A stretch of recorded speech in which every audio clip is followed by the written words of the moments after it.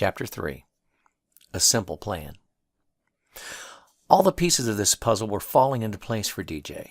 The truck was stolen, and the plates had been swapped to throw off the cops. But whoever had swapped them obviously hadn't thought the whole thing through, or they would have never stolen vanity plates off a Porsche. It was a stupid move. A very stupid move. The fact that Soul Patch didn't know what the plate said indicated that someone else was involved. Whoever that person was must not have let Soul Patch know the specifics about the plates, or he wouldn't have been taken by surprise at DJ's question. Soul Patch was obviously here to steal the money. $10,000 in cash located now in his right back pocket.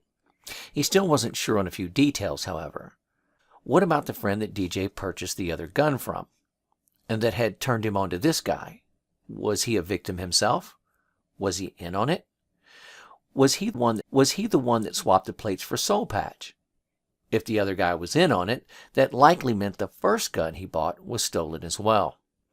Otherwise, when DJ eventually called the cops, it would be traced back to the first man, and that would lead to Soul Patch here.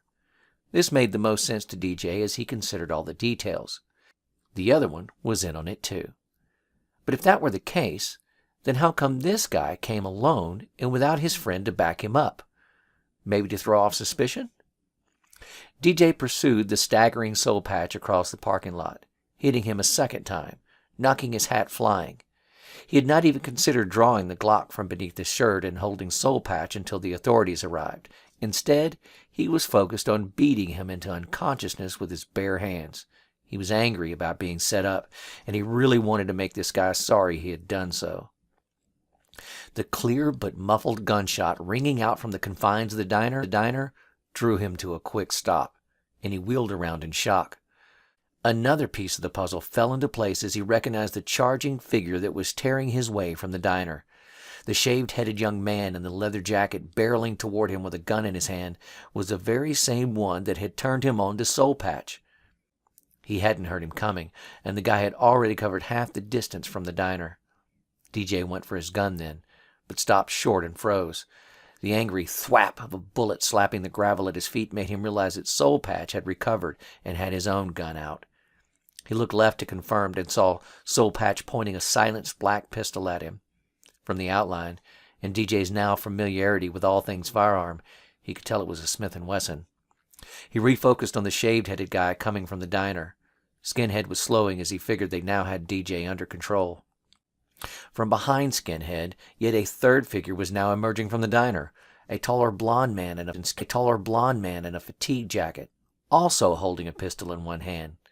Both Soul Patch and Skinhead had silenced weapons, but Blondie had a silver snub-nosed revolver.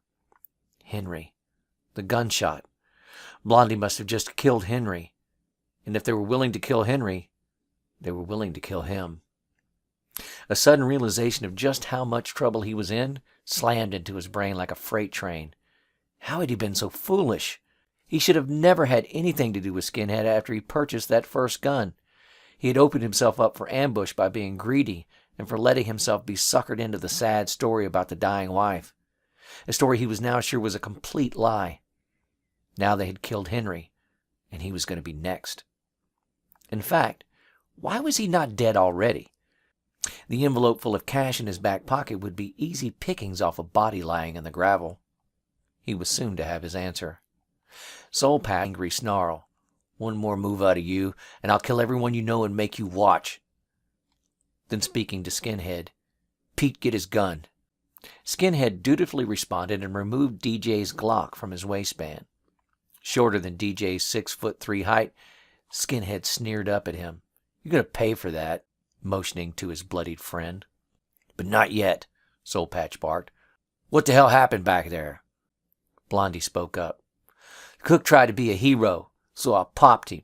He was the only one there, though. So far, we got no witnesses, but we're running out of time. He wiggled a finger in one ear and grimaced at the revolver. This thing's too loud. His eyebrows were knitted together, indicating obvious pain. Got to give me one of those silence jobs. Soul Patch wiped blood from his lip.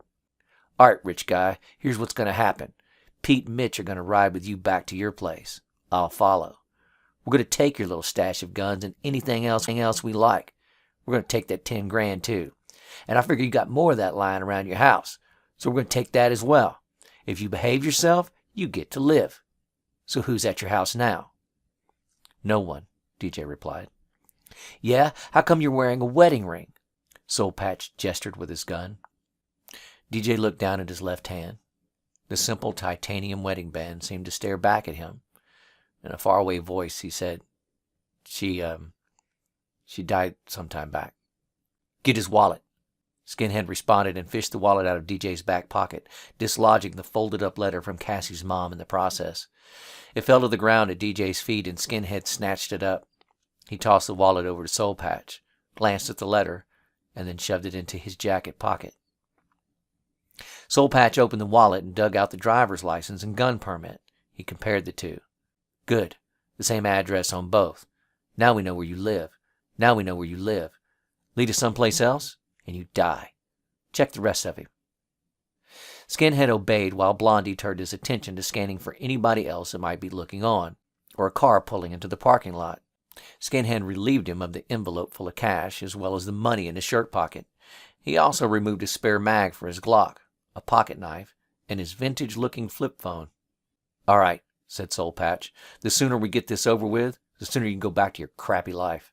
Mitch, you get the back of the Jeep first. Then you, Pete, get in the passenger side. I'll watch stupid here. There's one solid fact of reality that is almost never conveyed in movies and TV concerning guns. They're extremely loud. The bigger they are, the louder they tend to get. The 9mm pistols being held by Soul Patch and Skinhead, including DJ's removed Glock, were much louder than one who did not frequent a gun range could ever imagine. Even with a suppressor attached, they tended to be as loud as a car door being slammed shut. The near-silent behavior depicted by Hollywood was an absolute lie. There were a few exceptions, of course, but by and large, a total myth. The .38 snub-nose carried by Blondie was far louder than a 9mm. There was no doubt he really had his ears ringing right now after firing it in the confined spaces of the diner. Louder still was a shotgun, particularly a 12-gauge loaded with buckshot, ammunition meant to bring down large game animals. So when a 12-gauge, not quite 60 feet away and aiming in their direction, went off shattering the still summer air, everybody had an instant reaction. The most notable reaction was from Soul Patch. DJ watched a handful of pellets rip through the young man's shirt sleeve and bloody his upper left arm. He twitched and twisted away to DJ's left and began to scramble away towards the road. Running, they simultaneously tried to make it to the pickup and find the source of the gunfire. DJ located it first. Coming around the north side of the diner, angry and filled with vengeful purpose, was a bloodied and aging black man in a cooking apron. He was sporting the same pump-action shotgun DJ had seen in the back of the truck parked next to the building. Henry. He was very much alive, and DJ was thankful to see him. He must have only been assumed to be dead by Blondie, a fact that the young man was now sure to be regretting, as Henry was aiming right at him. "Run!" Henry ordered DJ. DJ hesitated. He had no weapon to shoot back with, so he could not really join the fight on equal terms. Plus his Jeep called to him with its open door and running engine. Besides, it was apparent that the three ambushers had lost all heart to fight, as they were scrambling to find cover around the far side of their truck. But still, he had a hard time with leaving Henry behind to fend for himself. The shotgun bellowed again, and they somehow seemed to increase speed to get away from the angry black man. Skinhead fired a quick shot in Henry's direction, not really aiming, and got lucky. It ripped through a pants leg, and Henry went down to one knee. "I said run!" Henry shouted yet again. He fired once more. Blondie howled in pain and went down flat into the gravel. Out of desperation, he began to fire wildly in a swinging arc. A bullet passed right by DJ, and that was enough to get him moving. He spun around and practically dove into the Jeep. He heard the shotgun speak again, and then an answering hail of gunfire from the three ambushers. Another round was fired in DJ's direction, shattering the back glass of the hard-topped Wrangler. DJ slammed it into gear and floored the accelerator. The sound of flying gravel and a roaring engine filled the surrounding air, and he was launched into the road. A brown sedan was coming from the other. He narrowly avoided a head-on collision. He saw the driver yelling at him in frustration as he flew past, then heard the shotgun ring out a fifth time. Shotguns rarely carried more than 5 rounds, and that meant Henry was likely out of ammo. He looked into the rearview mirror to see the brown sedan punch it and race away. Additionally, he could see all 3 bad guys now shooting at his friend. Blondie was still in the game and had made it around to the far side of the truck. How wounded he was. He could see all of them shooting over the bed of the pickup. He twisted his head to look out of the driver's side mirror and quickly spotted Henry, laying prone in the gravel. His body was twisted at an odd angle. He slammed on the brakes, bringing the Jeep to a stop in the middle of the road. He turned his head to look out of the window to get a better view. He saw more bullets tearing into Henry's body. Over and over again, he watched as they ripped into him. He sat stunned in the middle of Highway 160, looking on in horror as one of the nicest men he had ever met lost his life, and it was his fault. He felt something break inside of him, and a sudden wave of emotion wash over him. But it was not fear or apprehension. It was eager, angry anticipation. Since losing his family, there had been an underlying anger that continually burned through him, looking for a release. He had always kept it in check, however. Violent outburst was simply not how he was raised, and he worked hard at keeping the anger locked up behind an iron gate of deep resolve. But no more. Not now. Not after the way evil had stolen his family. And now it appeared to have stalked him to another state and was trying to repeat its viciousness on him again. That buried anger locked up inside of him finally broke free of its prison and began to rage through his brain. DJ's hands gripped the steering wheel hard. His jaw tightened. The similarity to his past was too great, and it caused him to flash backwards in time. A few years before, on a horrible day in July, when life had waylaid him. A late afternoon in Oklahoma. They lived on a lot just outside the city limits, at the end of a long asphalt road. Surrounded by scrub oak and cottonwood trees, the newly built 2-story brick was a picture of quiet serenity. DJ had finished mowing the grass and had taken a shower to wash off the sweat and grime. He remembered thinking to himself that it was time to take off that 2-day growth of stubble on his face, so he had decided to shave. He was standing at the sink with a towel tucked around him when Cassie walked in. He remembered her pressing in close to him, and he wrapped her in his arms. She looked up with those pretty green eyes and, smiling, began to caress his newly shaven face. From down the hall, the sounds of laughter from the girls touched his ears. He remembered thinking that life simply could not get any better than this. That's when the front door opened, and 4 strangers invaded his home. What followed was a 3-hour-long nightmare. The men wore ski masks and brandished guns. They threatened. They beat. They raped. They robbed the house of everything valuable they could quickly sell. Cassie, in an attempt to keep from being molested, managed to put back the assailants as she fought back. She had seen a face, and that had changed everything. They were bound with gray duct tape in the living room. Cassie and DJ were on one side of the room, the twin toddlers taped back to back on the other side of the room, crying. He remembered the invaders arguing about what they should do concerning his wife being able to pick one of them out of a lineup. The arguing became heated. Then finally, suddenly, horribly, one of them simply turned and shot his wife in the head. The savage act instantly tore through DJ's heart and soul as assuredly as that bullet had ripped through his wife. He remembered the muffled screams echoing in his head and the horrible realization that it was his own screams he was hearing, trapped inside him by the tape over his mouth. As DJ lay on the floor, not being able to take his attention off his wife's lifeless form just a few feet away, he was dimly aware of the fight that broke out between the men in the center of the room. The shout of, "What have you done?" The screaming and arguing, the additional shots that were fired, all of it happened in the background for DJ.